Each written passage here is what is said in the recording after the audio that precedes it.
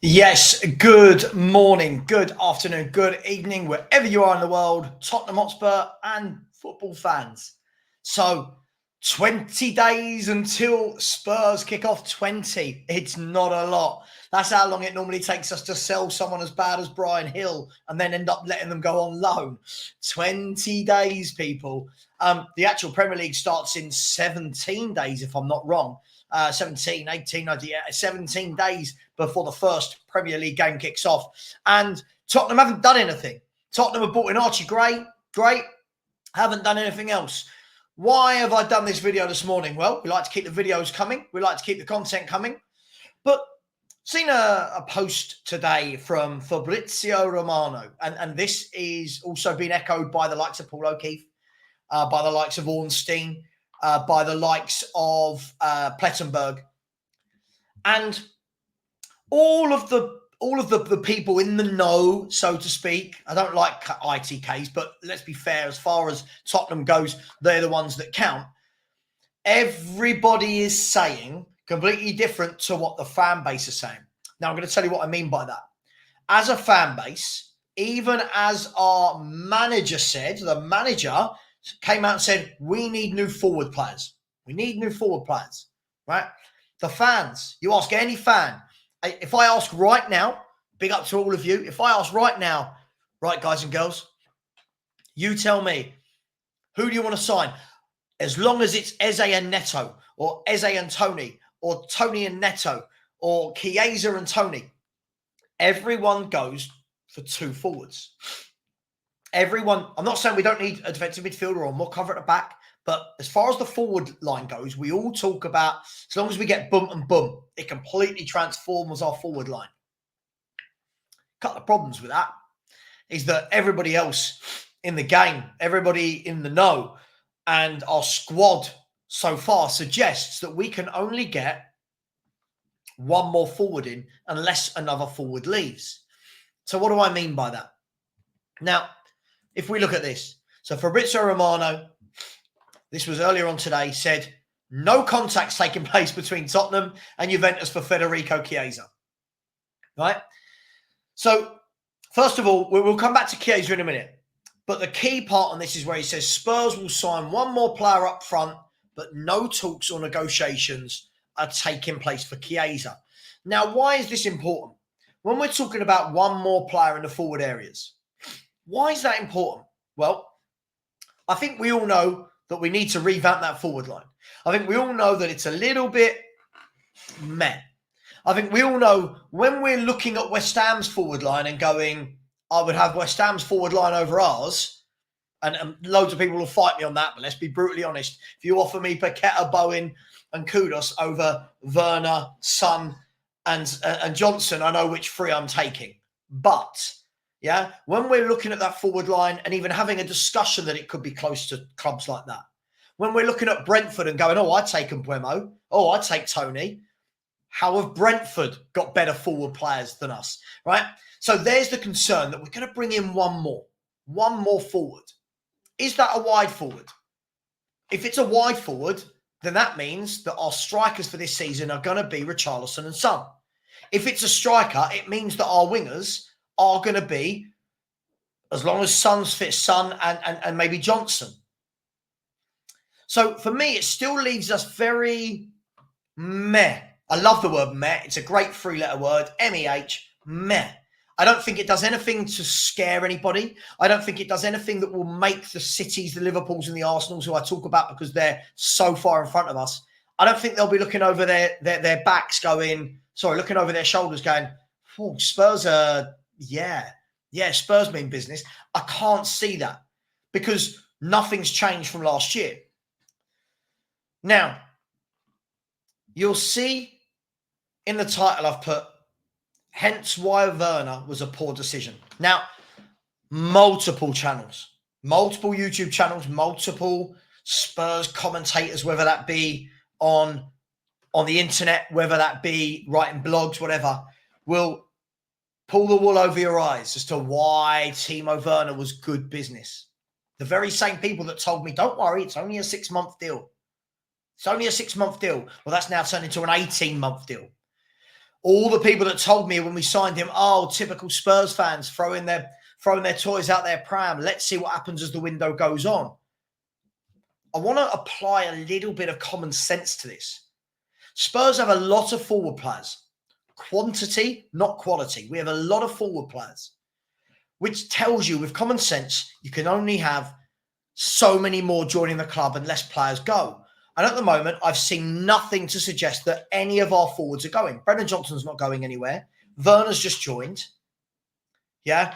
Richarlison's, as far as I can see, unless a Saudi club, for example, comes in and bids for him in the next couple of weeks, he's not going anywhere. He said he doesn't want to go anywhere as well.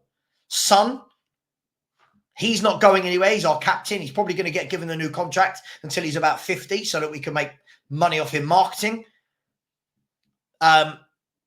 Who else? Kulusevski, he's not going anywhere. We just signed him last year. Now, when you actually look at the squad size and the number of players you can have in a squad, it tells you there's probably room for one more. That's why I think it happens. One more. One more player doesn't revolutionise our forward line unless it's a world-class forward, and we don't sign world-class players. So again, I'll take it back to this. You've got the manager saying, I want new forward players in. Right? You've got the squad showing that, well, actually, our squad doesn't allow for multiple forwards to come in. And then that comes back to Timo Werner, the signing of Timo Werner, not his fault, the signing of Timo Werner. I'll stand by this until the day I die.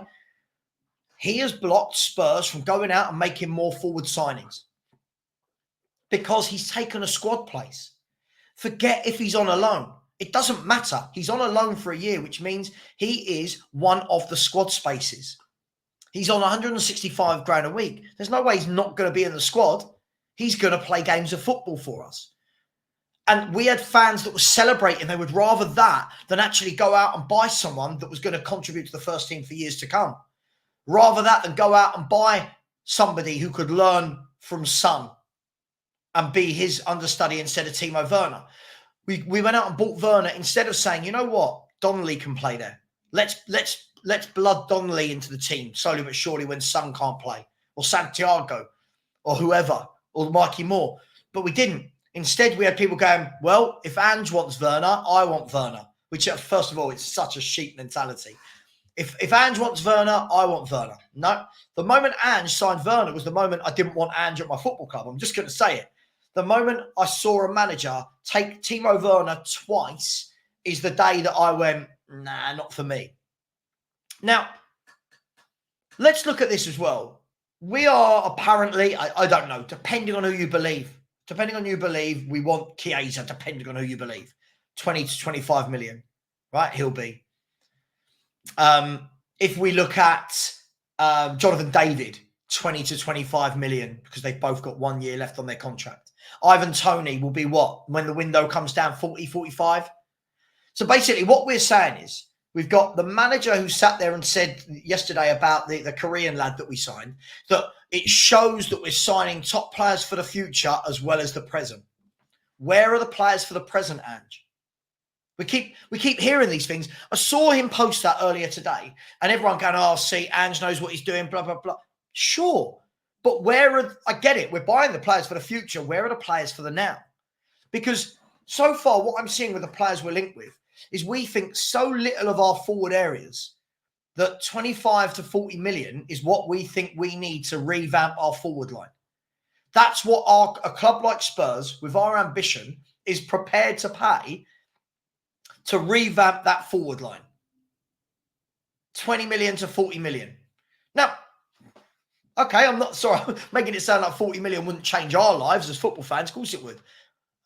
For a football club, for one of the richest clubs in the world, that's what we're prepared to pay to revamp.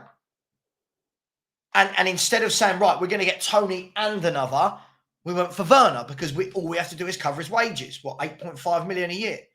Well, 8.5 million a year is a lot easier than saying there's another 40, 50 million pound player, isn't it? This is why I'm always a bit bamboozled. I don't know. And I get it. I know loads of people want to see positivity from me and from the channel. I really need to wake up one day and see something positive. Not the fake positivity, not the look where we're going to be in 5 years positivity, because we've heard all that. I just want to wake up and see, wow, that's the signing. That's the one you make. And I'm just not seeing it. It doesn't feel like there's any urgency. You've got Romano is saying, like yesterday, Romano actually came out and said that Spurs see a number of people that they're interested in, but nothing's close and there's been no bids from Tottenham. There's 20 days of the window, 20 days till the season starts, and there seems to be no urgency. You got Romano saying that, then Ange, you got coming out last week saying, well, we're still sticking to our plan. Sure, when does this plan actually involve bidding for a footballer? When does this plan involve not monitoring? Yeah? Watching, studying, scouting. Yeah? We're interested. Yeah? Admiring. Like, when does it stop becoming that and we actually go, Spurs have bid 40 million for boom, boom, boom. Cool. When does that happen? So again, I love it. I love doing this football work because I know a lot of people in the comments want to have football chat and they want to be honest. And I know the other half just go, oh, it's doom and gloom. It's not doom and gloom. Tottenham are a 5th, 6th, 7th place team. That's not doom and gloom. And if that's your priority as a fan, cool. Spurs are brilliant. Doom and gloom is me saying, oh, we're going to get relegated, which some people said last year, which was madness. Doom and gloom is me going, we are the worst team in the world. We're not. We are where we are. We're a 5th, 6th, 7th place team right now. Right? That's what we are. And we've not kicked on. So I'm asking a question, at what stage did Tottenham really kick on? And I don't mean we finished 4th 1 year. I mean, when do we kick on and go, right, let's solidify ourselves now. This is where we finish. This is what we aim for. Because so far, we've got that close sometimes. We under Harry and the Poch got close to actually looking like we've got ambition, to looking like we want to kick on. And then we just don't. And at the moment, this is another summer where we were told, oh, Ange has got great plans for this club. You wait and see what Ange does in year 2. Sure, people can say that to me. Year 2 is where Ange comes into his own. All right, but we haven't strengthened. And if you don't strengthen, how can you get better? It's not going to be purely through coaching. There's many good coaches out there, but their teams don't. Gary O'Neill's a very good coach at Wolves. How high do we think Wolves can finish up the table? Right? Only so high because of the calibre of the players they've got. Same at Spurs. We're the next level up, but it's the same. We're a good team, but can we go the extra mile? Can Levy and Enoch show us that we want to go the extra mile? Does Ange mean it? When he says we want to win things, when he says he wants to challenge, show us you want to challenge. Don't tell us, show us. Yes, half this fan base, Ange and Levy, they will love it. Half the fan base will love what these two do because they say the right things. But if you say the right things, most people haven't got a Scooby of how to put any context onto anything. Oh my God, Ange is great. Oh, if I put a post out saying that Mikey Moore's generational, I'm a fan. I'm a better fan than Sava. I'm a better fan than Stell. I'm a better fan than whoever, than Danny of Hotspur Hood. No, we're just waiting. We're waiting for the penny to drop. We're waiting for Spurs to go, we need quality. And at the moment, I'm not seeing it. That's why, going back to the point of this video, I'm so concerned. I was so concerned from the moment we signed Timo Werner. For me, that set the tone of the transfer window and nothing has changed. We signed Werner here and then we signed an 18-year-old and now it's just held off to signing nothing. Yes, I can predict your responses from some of you. The window hasn't shut yet. Sure. There's still time. Sure. But the first game is in less than 3 weeks. You've got to get a player in. Right? You've got to get the bid. We've got to get the negotiations out of the way. And we all know how long Daniel Levy takes on negotiations. Then we've got to get that player at Spurs into training and ready for game 1. Because otherwise, you and I, we all know the excuse will be, oh, but they didn't have a pre-season. Come on, right? So Spurs, got to pull your finger out. This is, at what point will fans admit it? I know many of you have, but at what point will other fans go, hang on, yeah, this is looking silly now. And before I wrap up the video, for example, by the way, I don't even think what Chelsea are doing is good in this window. And still I'm seeing now that they're now in talks with Napoli about a swap deal for Lukaku and Osimhen. Let that sink in. Chelsea are rubbish. Chelsea are going nowhere. Chelsea are finished. They're still able to be in talks with players like Osimhen. And don't tell me you wouldn't want Osimhen up front for Spurs. Of course you would. That's the difference. That's the difference. Yeah, they can sign loads of kids and then they're Osimhen. Now, they might not get it done, but they're in talks for it. They're trying to get these done. What are we in talks for? By the way, for those of you that listen to that carefully, I'm not praising Chelsea in any way, shape or form. I think Chelsea need a lot more quality if they want to get back to where they were. But why is it that we seem to be the only club in the top clubs that can't look at quality? Why do we constantly look at quantity? Anyway, please like, please subscribe. Listen, you've got to admit now, surely, squeaky bum time.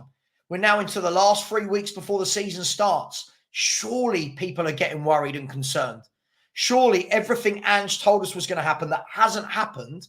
Surely now we're getting to the point where either he got carried away or has been lied to by Levy. One of the two. Let me know what you think. Please like, please subscribe, and we'll be back tomorrow for a watch-along for Tottenham versus the K-League team. Thank you. Like, subscribe, and as always, come on, you Spurs. Buy some players. Top players.